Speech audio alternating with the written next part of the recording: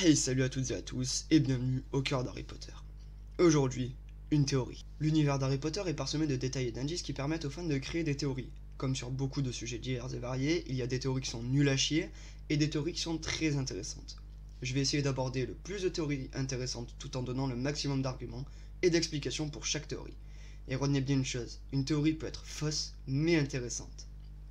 Aujourd'hui, attaquons-nous à la théorie suivante. Ginny Weasley aurait fait boire un filtre d'amour à Harry Potter.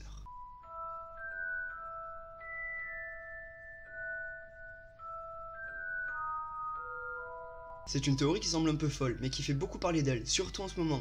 En effet, on a le droit de se demander pourquoi Harry tombe amoureux de Ginny presque d'un coup d'un seul comme ça. On sait depuis le début que Ginny est follement amoureuse de Harry, ou en tout cas elle est particulièrement fan de lui.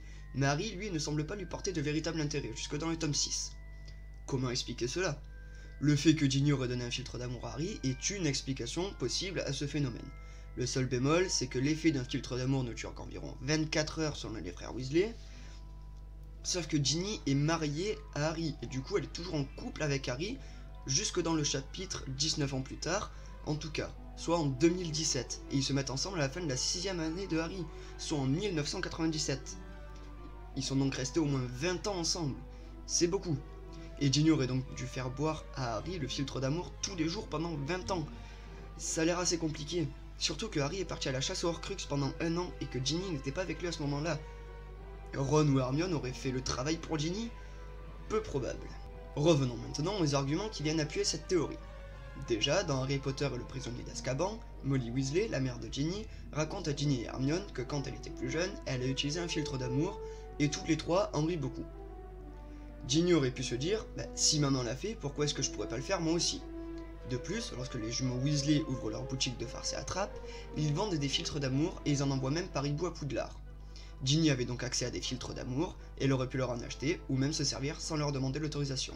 Mais ça aurait peut-être été trop flagrant, les jumeaux s'en seraient aperçus, et elles n'avaient sûrement pas assez d'argent pour s'acheter des filtres d'amour pendant 20 ans, parce que je vous rappelle que Harry et Ginny sont restés ensemble pendant au moins 20 ans. Est-ce que ça viendrait tuer la théorie ? Eh ben non, parce que la recette de la potion du filtre d'amour est accessible pour certains membres du club de Slug à Poudlard, sauf que Ginny fait partie du club de Slug. De plus, ces derniers temps, il est dit que le couple Harry-Ginny est en train de s'essouffler. Bon, ça c'est une information à vérifier. Cette théorie n'a ni été confirmée ni infirmée par J.K. Rowling, donc on ne peut pas vraiment savoir si elle est vraie ou pas, et J.K. Rowling uniquement peut nous donner la bonne réponse quant à la véracité de cette théorie. Comme toute théorie, ça reste une théorie, elle a des points forts et des points faibles, on peut trouver encore plein d'arguments qui appuient cette théorie, comme on peut trouver plein d'arguments qui la contredisent.